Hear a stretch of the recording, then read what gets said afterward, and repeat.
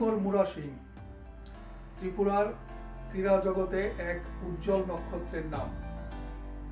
আমরা সবাই অবগত যে মণিশঙ্কর মুড়া সিং 2019-20 ক্রিকেট মরশুমে রঞ্জি ট্রফিতে সেরা অলরাউন্ডার সম্মানে ভূষিত হয়েছে।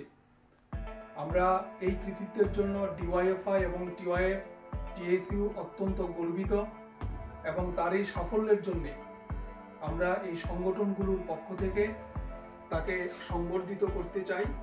এই উদ্দেশ্যে আমরা আজকে এখানে সমবেত হয়েছি।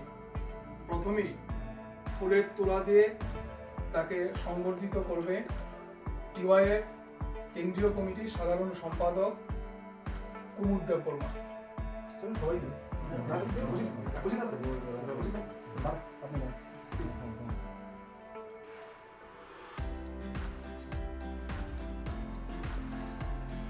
এবার উত্তরীয় দিয়ে তাকে বরণ করে নেওয়া হবে।